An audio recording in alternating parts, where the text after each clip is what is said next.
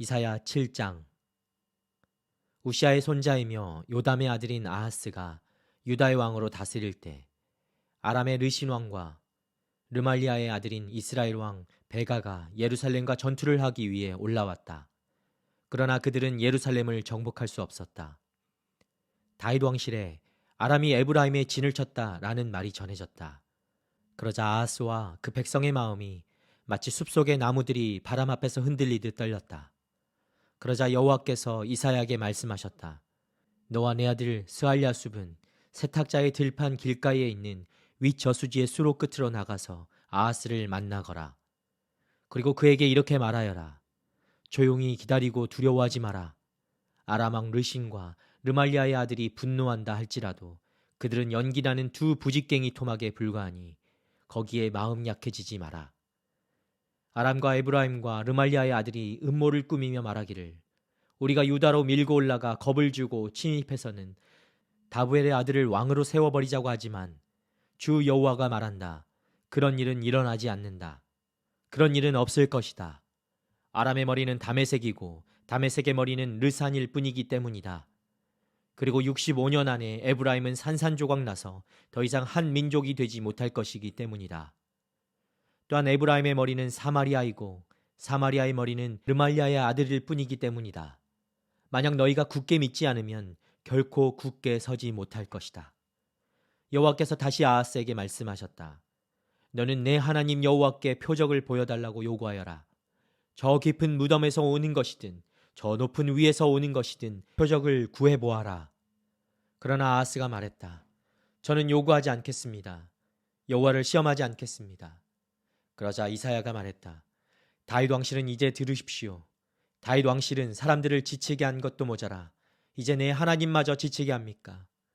그러므로 주께서 친히 다윗 왕실의 표적을 주실 것입니다. 보십시오. 처녀가 잉태해 아들을 낳고 그를 임마누엘이라고 부를 것입니다. 그 아이가 그른 것을 거절하고 옳은 것을 선택할 줄 아는 나이가 되면 버터와 꿀을 먹을 것입니다.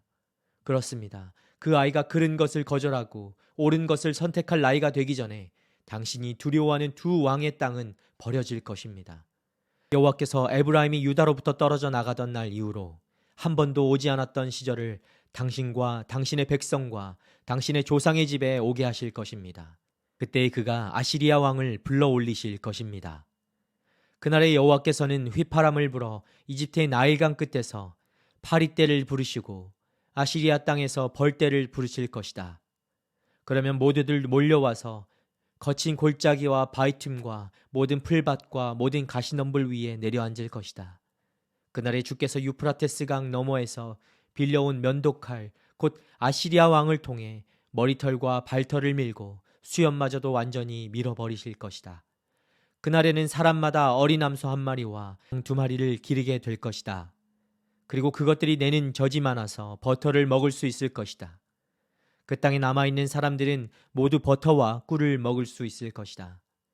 그날에는 은 1000세겔의 값어치를 하는 1000그루의 포도나무가 있는 곳이 온통 찔레나무와 가시너무로 뒤덮일 것이다. 이렇게 온 땅이 찔레나무와 가시너무로 뒤덮여서 사람들은 화살과 활을 갖고서야 그곳으로 들어갈 것이다. 그러나 괭이로 경작된 모든 산들에는 찔레나무와 가시나무가 덮이므로 너는 겁이 나서 그리로 들어가지 못할 것이다. 그래서 그곳은 소나 풀어놓고 양이나 밟고 다니는 곳이 되고 말 것이다. 이사야 8장. 여호와께서 내게 말씀하셨다. 큰 판을 가져다 그 위에 누구나 읽을 수 있는 글자로 마일살랄 하스바스라고 써라. 내가 제사장 우리아와 여베레기야의 아들 스가랴를 불러서 믿을 만한 증인으로 삼아야겠다. 그리고 내가 여예언자를 가까이 했는데 그가 임신의 아들을 낳았다. 그러자 여호와께서 내게 말씀하셨다. 그 아이의 이름을 마일살랄 하스바스라고 지어라. 그 아이가 아빠 엄마라고 부를 줄 알기도 전에 시리아 왕 앞에 다메섹의 제물과 사마리아의 약탈물을 바칠 것이다. 여호와께서 내게 다시 말씀하셨다. 이 백성이 평온히 흐르는 실로아 물을 싫어하고 르신과 르말리아의 아들을 기뻐해 날뛰는구나. 그러므로 보아라.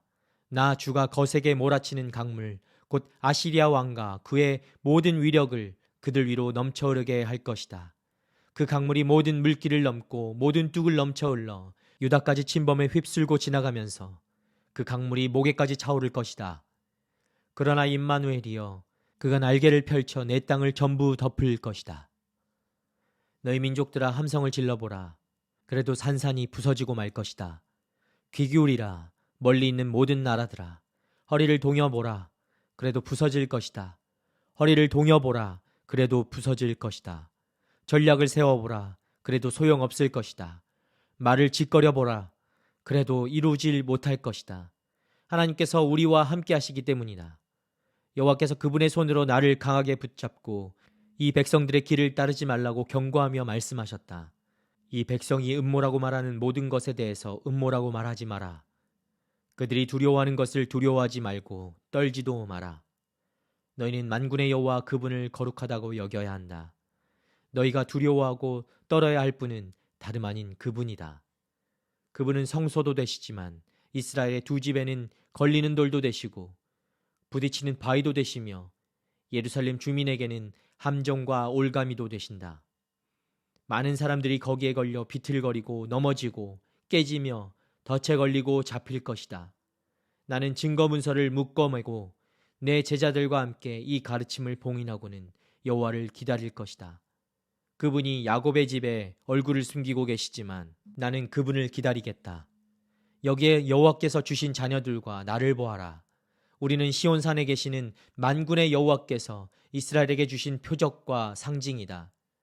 그런데 사람들은 너희에게 이렇게 말하고 있다. 속살거리고 중얼거리는 마법사와 무당을 찾아가십시오. 어느 백성이든 자기 신에게 찾아가지 않습니까? 살아있는 사람 대신 죽은 사람에게 찾아가지 않습니까?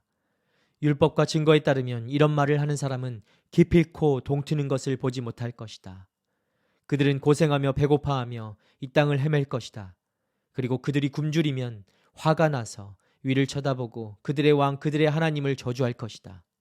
그러고는 땅을 굽어보겠지만 고통과 어둠과 괴로운 암흑밖에 없고 마침내 그 짙은 어둠 속으로 내쫓길 것이다.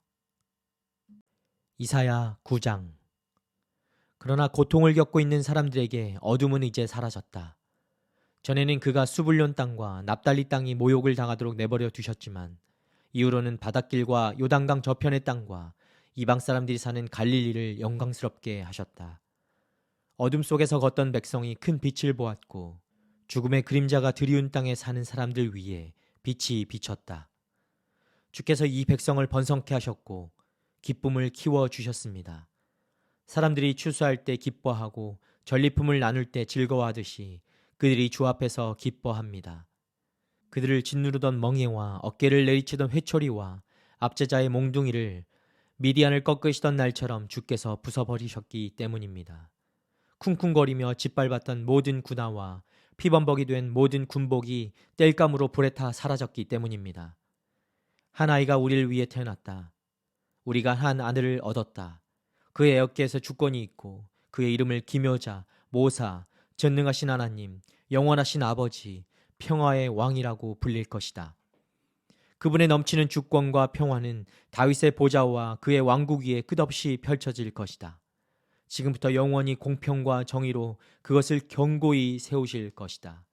만군의 여호와의 열정이 이것을 이루실 것이다.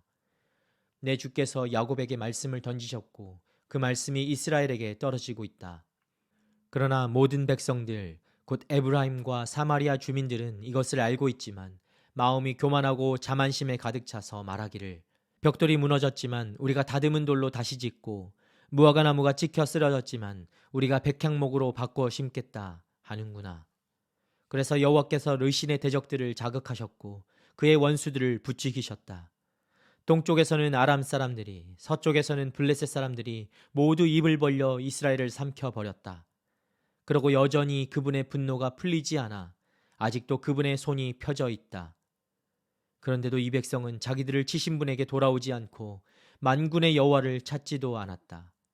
그러므로 여호와께서 이스라엘의 머리와 꼬리 곧 종려나무와 갈대를 하루에 잘라버리실 것이니 그 머리는 장로와 귀족이고 그 꼬리는 거짓을 가르치는 예언자다. 이 백성을 바르게 이끌어야 할 사람들이 잘못 이끌고 있으니 그들의 인도를 받는 사람들이 휩쓸릴 수밖에 없다. 그러므로 주께서는 젊은이를 향해 기뻐하지 않고 고아들과 과부들을 불쌍히 여기지 않으신다. 모두가 경건하지 못해 못된 짓을 하고 입으로는 몰상식한 말을 내뱉고 있기 때문이다. 그러고도 여전히 그분의 분노가 풀리지 않아 아직도 그분의 손이 펴져 있다. 그렇다. 악은 불처럼 타올라 찔레나무와 가시나무를 삼켜버리고 숲의 관목들을 태워버리니 연기 기둥이 휘감아 올라가는구나. 만군의 여호와께서 분노하셔서 땅이 타버리니 이 백성이 땔감처럼 돼버렸구나. 어느 누구도 자기 형제들을 아끼지 않는구나. 오른쪽에서 갈라먹어도 배가 고프고 왼쪽에서 뜯어먹어도 배부르지 않아서 각 사람이 자기 동족의 살을 먹고 있구나. 므낫세는 에브라임을, 에브라임은 므낫세를 먹고 그들이 하나가 돼 유다를 덮치고 있구나. 그러고도 여전히 그분의 노가 풀리지 않아 아직도 그분의 손이 펴져 있다.